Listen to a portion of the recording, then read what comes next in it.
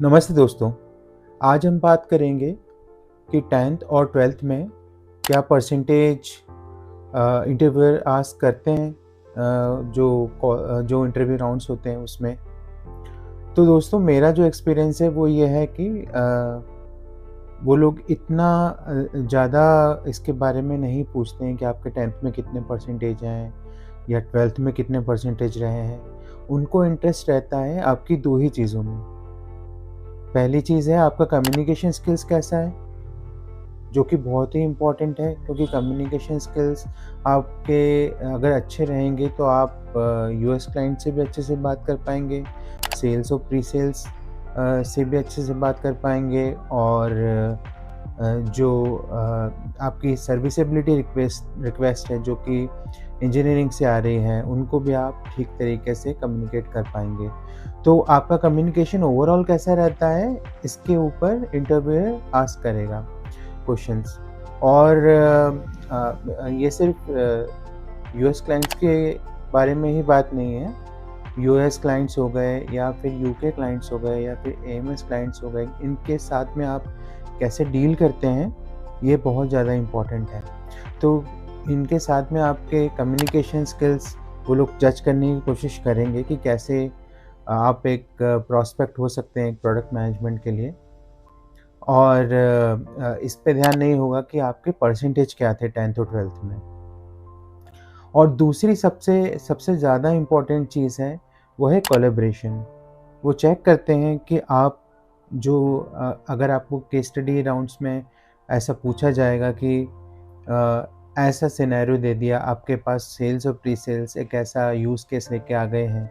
Use case मतलब एक ऐसी सिचुएशन लेके आ गए हैं जिसमें कि कस्टमर्स डिमांडिंग है उस फीचर के बारे में, और उसके साथ में बहुत सारे रिस्क इन्वॉल्व हैं कि इंजीनियरिंग के पास बैंडविड्थ नहीं है, और वो एक लॉन्ग टर्म का एक फीचर ऐसा है जो कि मल्टीपल रिलीजेस में कंप्लीट होगा, तो आप उसे कैसे हैंडल करेंगे।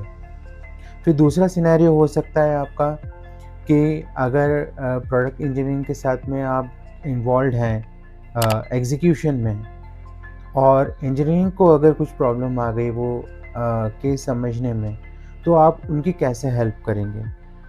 मतलब वो अगर ऐसा बोलें कि ये जो सिनेरियो है वो हमारे लिए क्लियर नहीं है, तो आप क्या कस्टमर्स के पास जाके उसको क्लैरिफाई करेंगे कि ये सिनेरियो एक्चुअली में होना क्या चाहिए था, और कैसे आप इंजीनियरिंग को हेल्प कर पाएँगे, तो इस बारे में पूछेंगे।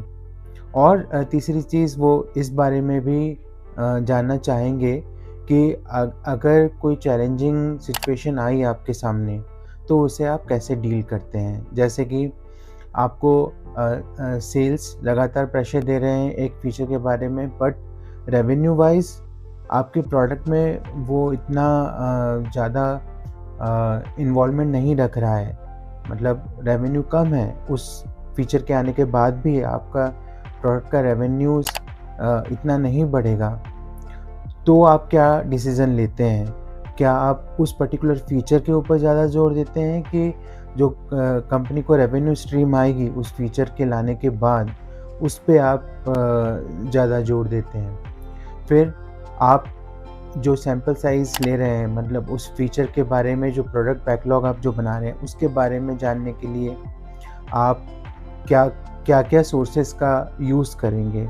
कैसे आप फाइनल डिसीज़न तक पहुँचेंगे कि इस प्रोडक्ट में आपको ये फीचर्स ही प्रोडक्ट बैकलॉग में लाने हैं। तो वो इस बारे में ज़्यादा जानने के इच्छुक रहेंगे कि आपकी अप्रोच क्या रहती है।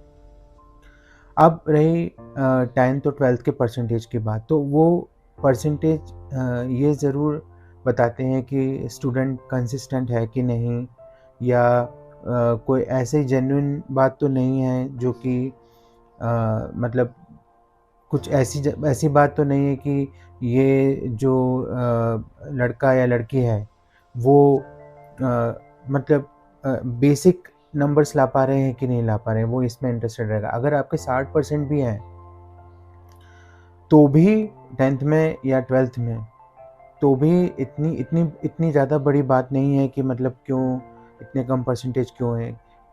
पर अगर आपके एग्ज़ीक्यूशन में और प्रैक्टिकैलिटी में अगर कोई प्रॉब्लम है, तो उस पे आप ज़रूर जज किए जाओगे। तो दोस्तों 10th और 12th के परसेंटेज इतने मायने नहीं रखते एक प्रोडक्ट मैनेजमेंट राउंड में। तो आप चिंता मत करिए, अगर आपके परसेंटेज कम भी आए हैं 10th और 12th में, अगर आपके 80 में परसेंट आए हैं या 70s में परसेंट आए हैं, तो आप ऐसा मत सोचिए कि आपको कोई बहुत ज़्यादा नुकसान होने वाला है, क्योंकि आपकी अभी पूरी ग्रेजुएशन बची है, आप उसमें इम्प्रूव कर सकते हैं, आप उसमें अच्छे परसेंटेज ला सकते हैं और आपका प्रोडक्ट मैनेजमेंट में ये इवैल्यूएशन कि 10th और 12th में कितने परसेंटेज थे इतने मायने नहीं रखते, जितना कि आपको एक ग्रेजुएशन में मेहनत करने की ज़रूरत है।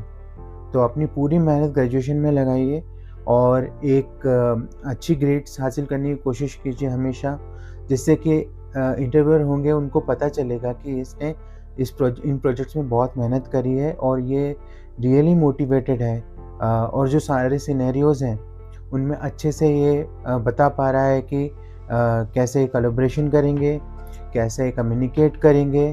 तो इस टाइप से अगर आपका रिस्पॉन्स रहेगा तो आप ज़रूर एक सक्सेसफुल प्रोडक्ट मैनेजर बन पाएँगे। तो उम्मीद है दोस्तों आपको ये वीडियो पसंद आया होगा और ऐसे ही वीडियोज़ के लिए आप मेरे चैनल को सब्सक्राइब करिए और मिलते हैं अगले वीडियो में।